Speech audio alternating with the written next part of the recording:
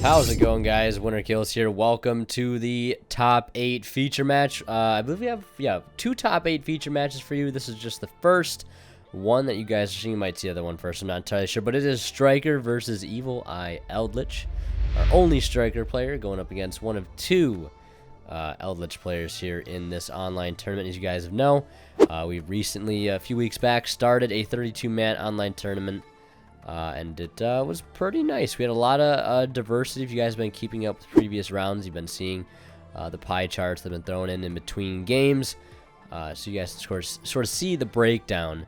And I'll be showing you guys a top 8 breakdown of what decks made it in the top 8. And alongside the release of these top cut videos, I'll be sharing with you guys the remainder of the interesting deck profiles from Swiss and some of the top 8 lists here. So, and of course, we are in single elim now. So Eldlich starting here with that Foolish Burial Goods for the Hakero, however you want to pronounce it, setting 3 as the standard normal summoning Ray first, and then going for that Area 0. And the classic Area 0 play to target the Ray, of course, chaining the Ray to go ahead and grab that, well, this looks like the Hayate here, and hopefully not whiffing Mind Control, Raigeki, and a copy of Gamma-Seal. So plenty of removal here in this Striker deck, as you would probably want to imagine. The deck doesn't have, I mean, it does have removal, but you would, of course, want to, you know, have some other forms of removal within the main deck that are non-Striker cards, because I feel like this deck, in the current meta, struggles very much so with a lot of the main, you know, top tier contender combo decks of the format, Emancipator, Eldlich Synchron, etc., etc. So it doesn't hurt to have a little extra removal within the main deck. I know you've got jamming waves and you know, Widow Anchor and things like that, but sometimes those things might just not cut it. So Hayate will go through. He's gonna be able to dump a card. It's gonna be the Shark Cannon. We'll add that back. Of course, Shark Cannon is huge in this matchup. Basically a searchable, recurable Call by the Grave, and it's going to be great, obviously, just for sniping that Golden Lord from the graveyard, because, as you guys know, a lot of the Golden Lord or Golden Land stuff does revolve around having Golden Lord on field. So we will see the Afterburner here, and he's going to use it before he essentially loses it. You know, use it or lose it type situation there. So, because obviously, if Golden Lord is not on the field when Hakero is activating, he won't get to pop the card. It is non-targeting, too, which is huge. Luckily, Ray coming back, though, with the loss of Kagari, getting exactly what he wants out of that Ray. Just normal, you know, linking it off for Shizuku here to go for that end phase search of a Sky Striker card. Oh, Ash Blossom saying otherwise, though. So that's no Shizu there. And that will do it for Striker, though. Although seemingly tearing through the Eldlich board pretty easily. And having a good setup of its own. Ray Engrave where you want it. A few back row. And Field Spell still in check. So far a pretty decent field. But we're looking like we're seeing the effect of Golden Lord in the grave. And DD Crow. Very, very powerful hand trap here in this particular matchup, although still a pretty good card in general this format. I think DD Crow is very good. Not too many hand traps deal so well with graveyard, you know, effects. DD Crow is absolutely great. It might not negate, but, you know, it does, of course, completely remove the threat from the graveyard entirely. Surzeal met with Widow Anchor. Surzeal basically going to search out the Evil Eye of Selene, which will make Surzeal, you know, cannot be, I believe, targeted by battle, or targeted by card effects, my bad. Destroy by battle, or destroy by card effects. And it can also offer up a disruption during the opponent's turn, as well as search a counter trap. So it seems obscure when you pair it with a deck like Eldlich, whereas most people would probably turn to just Eldlich Synchron, and not really have a primary normal summon engine. As we've seen in the past, but this engine seemingly works pretty good to add to the overall, you know, sturdiness of Eldlich, or Eldlich Invoked being another, you know, normal summon engine that can be splashed. As Eldlich, as we know, does not have a normal summon yet. It does not look like the Area 0 missed there. It'll send off Herc Base, which is great. Be able to go ahead and recycle a good deal of cards, going with Hayate, Kagari, and a Ray back in to the deck. So, I mean, I believe he might, yeah, so I was saying, putting Ray back into the deck could be a little bit risky, but it looks like he's already got another Ray as is. And we're going to see a Link 2 here. It's going to be none other than the Sky Striker Ace Zeke.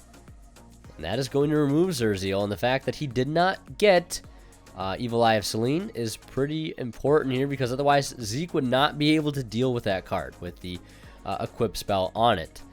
So that was a well-timed anchor, and we'll see Hayate hit the field, and Scarlet Sanguine being activated before the attack goes through, and saying on resolution that Ray going to get removed by Hakero. And having both decks having a searchable Call by the Grave of their own, which is absolutely incredible. You know, one is trying to remove Ray, one's trying to move Golden Lord, and essentially who can ever hold on to their key graveyard engine, you know, enabler will probably come out on top here. Or at least whose deck can operate without that piece better.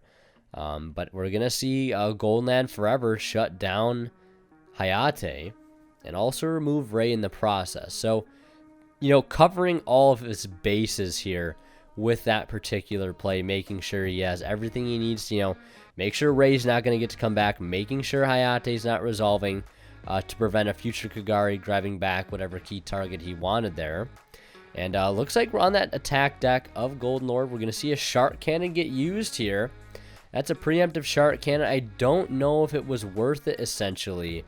But I feel like you just kind of take the damage there. And if that Golden Lord leaves the field, you know, you have the ability just to remove it right away. And, you know, not... Yeah, I don't know if that was entirely a bit of a waste there. But, I mean, it's technically not always. Because we know how easy Sky Striker can get things back in the grave. But... you know, realizing also here probably that he's ahead in life points. And if he can keep it that way, why not? Of course, Yu-Gi-Oh! Is, and sometimes it doesn't always seem that way, but Yu-Gi-Oh! Is a game that is, you know, pretty much always entirely decided by life points. Life points decide games. That's why they're there. You know, you could have all the advantage in the world, but if you have 0 life points, it doesn't matter. You know, that's just how it is. Your opponent could have 0 cards in their deck, and if he gets you to 0 life points, it does not matter. The game is over. So, and especially in a game like this where we know in advance going into it, we're going to see a massive grind game. You know, life points are very valuable. So, we're going to see Kagari here. It's going to target Widowanker. Luckily, both these players here, for me anyway, for commentary's sake, are using the DB chat instead of using voice chat and Discord. So, makes my life a little bit easier. Just checking here in the spectator chat, making sure it was still game 1, because I believe I was off doing something else while this was recording. Because I knew it was probably going to be a long match going forward. We're going to see that Widowanker get played here onto the Golden Lord. We're going to see Hakero get chained, again, because it's a use it or lose it situation. And Ray just getting taken from him one more time. It's a bit of a shame that Sky Striker doesn't have anything to return banish Sky Striker cards. Well, I guess it's not a shame if you really hate Sky Striker. Maybe it should stay that way. But Hakero removing his Rays. 2 Rays gone to, I believe, 1 Golden Lord gone on the other side. Now, a ruling situation does come up here. I believe the correct play was that the trap, the monster that is being, or the trap being treated as a monster, you know, the Hakero that gets banished by Zeke, will return to the field. I believe the players ruled it as it would return to the grave, which I don't think is correct, but, you know, that is just accepted game state. And also repairing game state here, I forgetting myself, that the Zerziel was supposed to return, I believe, in the previous end phase. You see them sorting it out in the chat. They're really not ultimately making too big of a difference here of what happens, you know, as things go forward. So luckily, a minor thing, but it's just a reminder, always keep track of your cardboard, because sometimes it can get a little confusing. So we're going to see the Conquistador. We're going to see the white Elixir of Destiny, and that is actually huge because that's going to hit that crow, or the crow is going to hit that Golden Lord out of the graveyard. I should say the crow's huge, but you know, it would have been a nice wombo combo there to remove the Hayate before it had a chance to get Ray right back into the graveyard, the last of the 3 Rays into the grave. But that's a very clutch DD Crow. DD Crow coming in clutch a second time this game. And again, getting exactly what he wanted there. The DD Crow getting its value. So both players down. You know, one down 2 Rays, the other down 2 Golden Lord. So it's pretty even here, pretty neck and neck. Although I would say that you know, Sky Striker seemingly has a little bit easier of a time finding that key engine starter, that key engine enabler. Although, I mean, Foolish Burial will do just as good as a job. You know, getting that Golden Lord directly to the grave, no questions asked, sending off a Caro to get it right back onto the field at 3,500, 38 defense. And it is, of course, down a little bit by Shizuku. And same thing with Surzeal, but not too big of a deal here. You're mainly just worried about, you know, having the control of the simplified game state. If one thing's for sure, if Sky Striker's got an easier time getting that Ray to the grave as opposed to them getting Golden Lord to the grave, where they, you know, can get the most value out of it, so to speak. You know, Eldlich has a bit easier of a time now, especially with the multi-roll at 1, recurring its, you know, its engine overall, you know, banishing the spells and traps in the grave to essentially reset themselves. Basically multi-roll in every card. So it's a little bit power crept there in that sense, as you can sort of tell. It's hard to think that Sky Striker is like over 2 years old at this point, which is actually baffling to think about just a little bit. Kind of makes your head spin. Don't think about it too much, but you know, and then we're gonna see the Shizuku here end phase linking off a Ray, and the Conquistador banishing itself for another Scarlet Sanguine. Gonna be a little bit less effective than it normally is because, again, there's only 1 Golden Lord in play, and there's only 1 Ray in play as well. So both players sort of walking a thin line. We're gonna see him add Eagle Booster right back from that Shizuku, which is a pretty decent card to have here. Can protect against Conquistador, which could be a bit problematic. So we're going to see multi-roll. That is pretty huge. But looks like we're going to see that Conquistador, and there's a Cosmic Cyclone. But even better, there is the Evil-Eyed Retribution to shut it all down. So at the end of the day, that multi-roll is not going to get a chance to resolve as it's popped off the field. Both players seemingly having the out to the other, but Evil Eye, the Evil Eye engine really bringing it home there. Is normally most, I believe, is the standard currently. Most Eldlich decks only running 1 copy of Golden Lord Forever. The trap, the counter trap. With this engine offering easy access to a counter trap of its own. Granted, only negates spells and traps. Evil Eye Retribution, but when you're stopping a Cosmic Cyclone in a situation like that, you know, it might as well be Solemn Judgment at the end of the day. It's very, very nice to have there.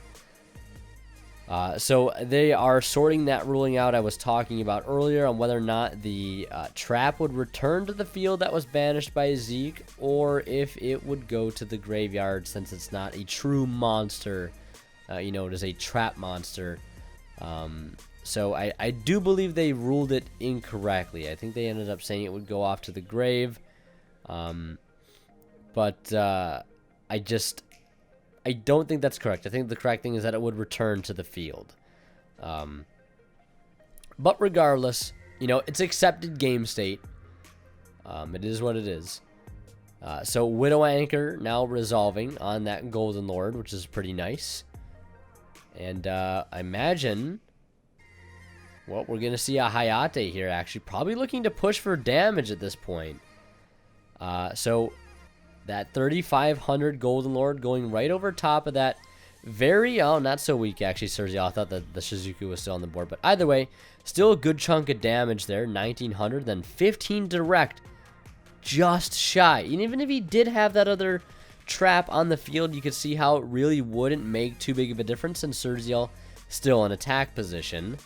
And it looks like we're going to see a very, very, very, very successful multi-roll here. And, of course, targeting the Golden Lord. And he's adding basically the Call by the Grave back to his hand to get rid of it. That is just a stroke of good luck right there. You know, he's got the Stranglehold pretty much complete at this point. He's still able to hold on to his Ray. He's still got, and now he's got the Kagari to go ahead and just really fish out whatever he wants. Back from the grave, and that area 0 so good there. You just really have to sometimes sit back and just see the true synergy of Sky Striker. You know, you're taking your opponent's monsters to fuel things like your multi-roll and your you know, your area 0. You don't, even before, you know, you had Zeke, you know, just giving yourself easy way to take the opponent's stuff and remove it at your own advantage without having to link off into awkward plays. But we're looking at the top 8 pie chart here. As you can see, 2 Dinos, 1 Sky Striker, 1 Adamance, 1 Invoke Generator, 1 Eldlich Evil Eye, 1 Altergeist, and 1 Trusty Cyber Dragon squeezing its way into top 8. After the top 8 features up, I'll show you guys some lists in the community tab, so don't forget to check there. Players are currently siding, as you might have guessed. Sky Striker up a commanding win, I would say, but changing gears here, Imperium Duelists out with a brand new playmat, Solemn Wars, up on the screen right now. It's absolutely gorgeous. Got to be one of my favorite playmats from them. If you guys are interested in picking it up, check it out on their site. Link to them down below, and you can get it for 10% off using that discount code WinterKills10 off. And of course, if you guys are buying anything on TCG Player and you want to help support the channel in the process, use my affiliate link down in the description below. It would be greatly appreciated. Any a small bit of the revenue, any revenue from your purchase, a small bit of it will go right back into the channel, and is of course greatly appreciated. So yeah, getting into game 2 here. Sky Striker going first, looking like being made to go first, which is pretty interesting. Probably hoping to open some big money side deck cards. And speaking of Ash for Shizuku, make it even better. Hold this lightning storm for me, big dog.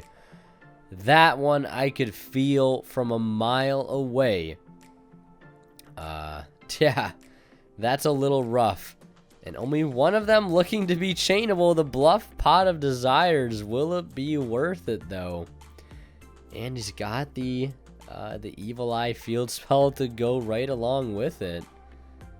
Must be nice. And, of course, a Golden Land Forever. Or not Golden Land Forever. The Eldorlando, I believe. Pay 8. And go ahead and search out Golden Lord. Send it off. And I'm not sure, actually. I think that's the Elixir of Awakening. I'm not entirely sure. Don't have the Eldlich stuff quite memorized just yet. Soon, though, hopefully. Removing Shizuku. Ray coming back. Not really caring too much there, but, you know, he'll take it. Get that Shizuku out the field. Get rid of that attack and defense modification.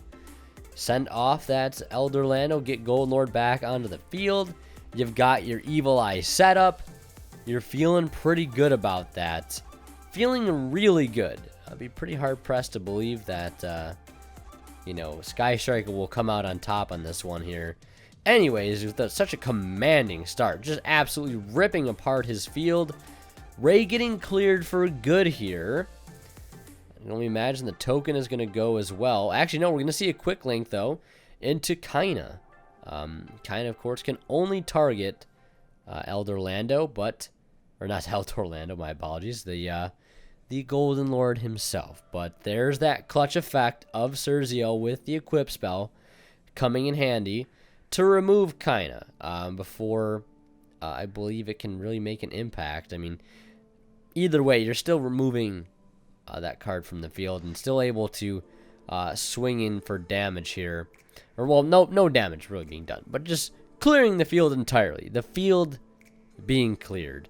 I apologize if my commentary is a little off. I am a little bit tired, but, you know, you gotta do what you gotta do. You gotta get these videos done. As you guys have seen, I've been trying to update you guys in the community tab of all the other stuff going on. So yeah, pretty quick game 2 in favor of Eldlich. So they're really just, I mean, literally top decking at that point.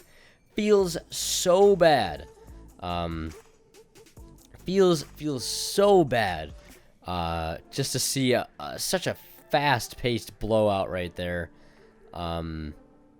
Very, very unlucky, but, you know, it is what it is at the end of the day. So, here we are in Game 3, and it looks like Striker going to make Eldlich go first, probably trying to open some big money side deck cards of his own. Probably a Lightning Storm, maybe an evenly matched. Hell, you'll take it. A couple of Cosmics, you never know. But a few ways, though, here to actually stop and interrupt said side deck cards on the Eldlich side of things. Obviously, you have Golden Land Forever, and you've also got Evil Eye Retribution to just go ahead and work against some of those really powerful side deck cards, which happen to be spells and traps, which it can stop. You know, like evenly, like Lightning Storm, Cosmic Cyclone, Twin Twister, etc., etc. So, going for that Scarlet Sanguine, we're going to see the built-in MST of Jamming Waves go for Conquistador. That's a pretty darn good hit right there, especially right at the start of a turn. Now we're going to see Ray being activated, and that, you know, we're going to grab Ray with Ray, the card that gets Ray. I really forget its name. You know, it's just the card that gets Ray. That's might as well what the card text says. I guess in this case you could also grab Rose, but either way, pretty solid card to have there. Solemn Judgment. Speaking of powerful cards, hitting that normal summon. Reinforcement of the Rays. But the Judgment is very solemn, stopping that key normal summon. And we're seeing a Scarlet Sanguine here in the end phase, and that's going to tutor out another Golden Lord. And we're going to see Conquistador be activated in the graveyard here to go ahead and set another Scarlet Sanguine. Picking up a card for a turn. And we're going to see a Pot of Extravagance that's going to take 6 off the top. Pick up 2 fresh new pieces of cardboard, which is always great. And you've got 2 big beaters, so why not just go ahead and swing away? 5,000 damage is pretty strong. And he's got a very clutch Scarlet Sanguine here, but he's got a Solemn Judgment of his own. You have the Judgment there, or that's game outright. Now, most of you guys know that most Eldlich decks do play the Train package for this specific reason, to clear games off with the 2 conveniently leveled level 10 Golden Lords.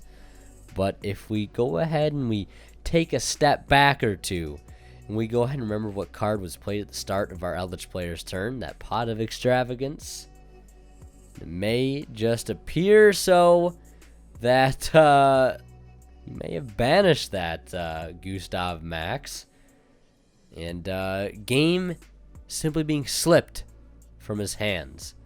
Just like that. Extremely unlucky here, because I mean that's obviously the play to make here, is you go into Gustav Max and you burn him for 2k and you secure the game outright, unless you risk walking into another Solemn Judgment on that summon, but very, very unlikely. As you see, you've used the extra deck, you've used the banished. Can really only tell you one thing, that he just banished his win con. And better hope his opponent doesn't have what it takes to come back here. Or else you're going to be... But it is what it is, right? You can't not play a card like Extravagance. And Fear to this. And Raigeki! Absolutely crushing here. And there's no Golden Lord or Golden Land Forever. He's going to use the Hikaro while he can to clear the Ray, but that has to be one of the most clutch Raigekis I've seen in a long time. Raigeki not too great, but I mean, hell, in a situation like this, it's Lightning Storm. I mean, Lightning Storm is Raigeki, don't get me wrong. Obviously, Raigeki came first, but still a very, very powerful card to have here and be able to activate at any point in the game. We know Lightning Storm might not be the most optimal card in Striker, but Raigeki, again, it can do the same thing for the most part as Lightning Storm. But when it comes to mass removal of monsters, non-targeting destruction, you know, it's also one of the hidden benefits that people may not, you know, realize too much about things like Geki and, you know, Dark Hole. It's just non-targeting. It's, you know, it's been there since the beginning. A lot of times cards say they can't be targeted, but, you know, they can still be destroyed by card effects in some cases. Obviously not all, but very, very clutch card to have here. And again, you know, I feel like Striker still nowadays having a hard time dealing with big fields, especially in a combo-heavy format like this. Like very, very combo heavy. I mean, Strikers existed in formats where there's been other combo decks, but I feel like not to the extent that we have now. But either way, that is it for Striker. Still a pretty productive turn. We're going to see Sanguine banish itself for another copy of Hikaru, which is great here, obviously, because, you know, you want to be able to clear the Ray, if at all possible, another Pot of Extravagance. So now even more so than ever, likely to have banished all train stuff. 100% Surzeal going through. Then we'll see him send up Sanguine for what possibly could be Golden Lord. I mean, not possibly. It is Golden Lord, but very, very clutch Shark Cannon here. It's going to take that right out of the grave. Not even give him a chance to go ahead and put that on the field and try to even threaten game here. It's very, very nice Shark Cannon. So, yeah. Now we know what that other backer was, so it's not another Solemn Judgment. So, if there was a train play, it would have 100% been game. But I think what ended up happening, as I've said, is that Pot of Extravagance removed it right from his extra deck without him knowing until after the fact. So we're going to see the Elixir of Destiny. And that's pretty much going to round up the Eldlich player's turn. Still has control of this Golden Lord here. Really the only leverage I see him have at this point is having a beater. We didn't see Celine get played here. And there is no equip spell for it. Not even if he did, it wouldn't matter too much. But Purple Midnight going to admit, or Hoft going to admit defeat here, rather. And Purple Midnight advancing as he top decks what looked to have been a Cosmic Cyclone, which, you know, is a good card to have here, but it's really not doing you too much. So that Evil Eye Eldlich deck doing great work here. And taking the match 2-1 in a very, very grindy match. So Sky Striker being knocked out here in top 8 as Evil Eye Eldlich advances on into the tournament to top 4. So that's going to do it for this video. I hope you guys enjoyed. Leave a like if you did. Don't forget to join Discord. Link to that down below. And stay on the lookout for the rest of the Top Cut feature matches. Should be another top 8 matchup soon. So as always, guys, thank you so much for watching. And Winner Kill signing out. We'll see you guys in the next one. And of course, a special thanks to my Divine Level channel members here on YouTube, Academic Thick, Travis Harris, and Zors. Thank you guys so much for continuing to support the channel as you have.